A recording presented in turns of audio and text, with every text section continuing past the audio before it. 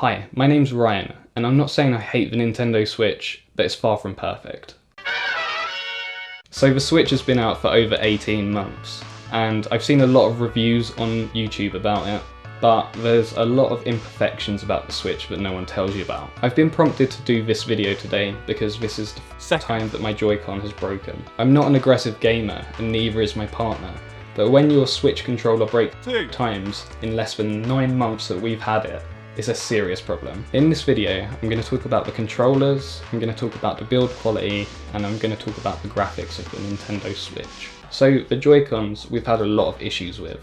These keep breaking. So at the moment I've got the jelly grips on these. You can get these from AliExpress. I definitely recommend getting them because if you don't have them, you've got a pretty thin controller.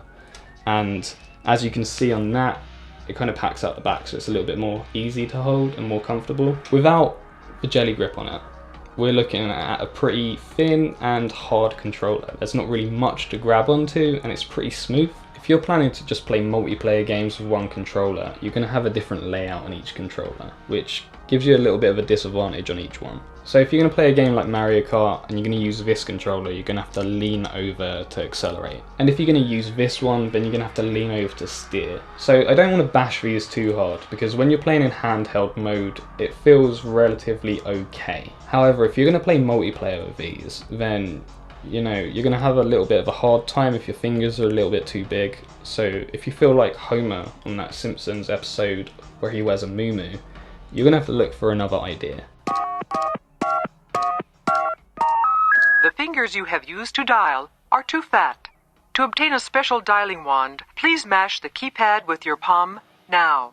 So me and my partner aren't the most aggressive gamers. I rarely use the Joy-Cons at all. The problem we keep having is that the analog stick keeps drifting. So the first time this started drifting, it started drifting a lot. So the first time we sent it off to Nintendo, they had some very specific instructions on how to package it. So I didn't have any bubble wrap when I sent it, so I sent it in a sock, and I never got that sock back. Why, Nintendo? So when they sent it back, they said that they found no problems with the controller. So the next time we sent it back, we included an email with pictures of the controller drifting in the calibration settings. We included a video link for them to also watch so they can know that it's actually broken. And we explained the issue at an incredible length instead of vaguely. So they sent it back about a week later. And we don't know if it's an apology, but they sent it back with an extra year's warranty, which for having it for only 3 months is a pretty good deal. However, we're at this point now, and the controller's broken again, so we're going to have to send it back off again and probably deal with the same situation. So what I'm really getting at is that the controller doesn't have a huge amount of durability and it's pretty non-ergonomic. To prove even more of how bad the design of the controller is, after we got it back, this is the first time it happened to me, I put these on the wrong way. Unfortunately, you've got to put them on the right way, which is this way, and if it's up that way, then it's the wrong way. So what happens when that gets stuck upside down, which I'm not going to do right now because it's a pain in the arse to get sorted out, but you need to put a screwdriver in the bottom of it to unhook it. So if you was going to do this over time, it would definitely wear it down and you wouldn't be able to keep these on at all. Including on the Switch as well, which means the Switch is just going to fall out your hands. Aside from that, we've already had the little white clip on this break, and when we were playing games, it was just falling off. So because of all of these issues, I would definitely not recommend this for children. I'll show you the controller, what we've got.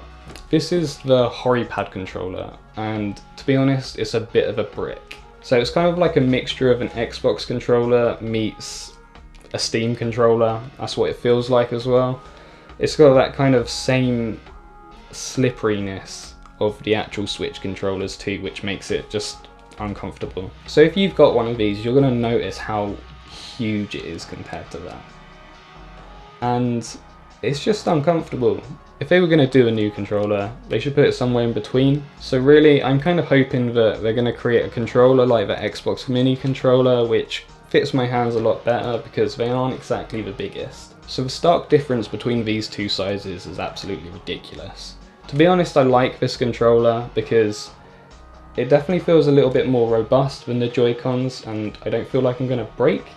this one, and if it does break, it doesn't really matter. It's on the cheaper side of £20. However, if you're looking at getting these, you're looking at about £60, and that's a bit too much for a controller that just keeps breaking for us. To be honest, I'm a little bit scared to put games into the actual console itself. You've got this little clip up here, which is made from the flimsiest plastic going, and I'm a little bit too scared about giving it to anyone else who might actually just rip this off. So aside from that, you've got another flimsy part of the Switch, which is its back stand. I've tried putting this on a sofa and a bed before to try and play it, and it just falls over. The kickstand on this is definitely a lot thicker than the actual card slot for the games, but it's still going to probably break if it bends the wrong way a little bit too much. Before I move on to the biggest and worst problem of the Nintendo Switch, I'm going to talk about the controllers again. With the Switch's launch title 1-2 Switch, you got to experience the HD rumbles in their complete and utter maximum effect. There's a game that you can play where you're more or less just holding the controller, tilting it side to side to side to try and guess how many marbles are in the box that you're seeing on screen. And I hate 1-2 Switch.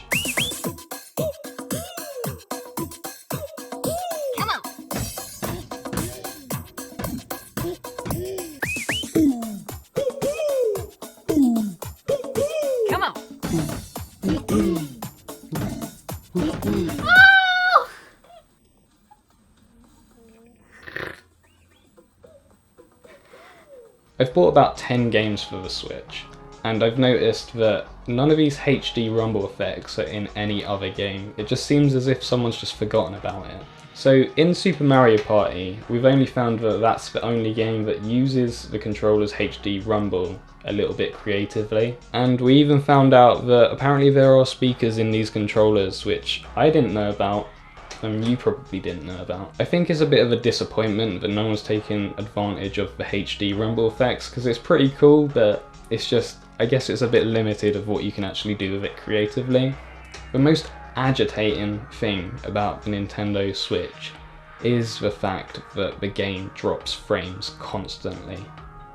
The frame rate on games such as Breath of the Wild tanks it. So when you collect the Master Sword, this magical rewarding moment is completely ruined because you can't load the environment around the Master Sword properly. So when you're sitting in a tree and you're looking through the transparent leaves, it lags a lot. This is because there's too many alphas in the game, which is 3D modelling terms. And that's to satisfy my girlfriend who's behind the camera and did game art. So from what I understand about the Nintendo Switch is that the games are optimised for 720p. However, if you put it up to 1080p, that's when it's getting a little bit stretched, and that's why Zelda Breath of the Wild sucks when it comes to playing it. It's a good game, but I don't know if you needed to play it on the Nintendo Switch. You could have just played it on the Wii U. So I've also started playing Fortnite on it recently because I'm having a midlife crisis, and if you get into that game, you're just lagging the hell around still. Rocket launchers will lag you. Too many players will lag you. Rendering distance and fields will lag you.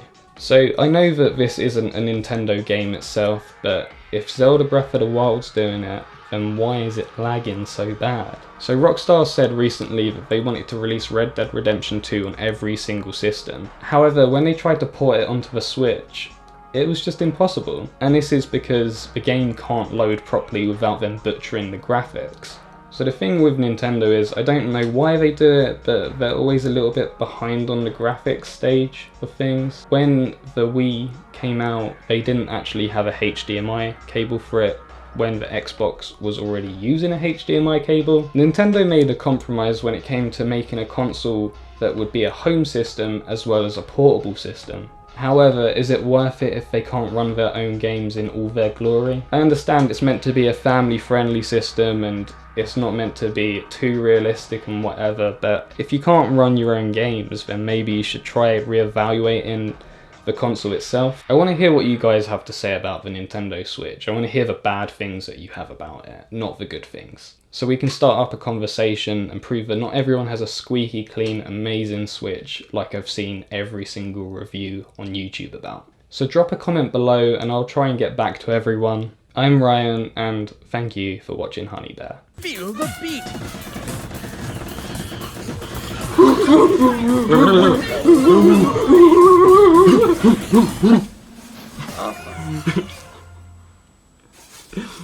Oh god. Your finger's still hurting. No. Okay. I have it.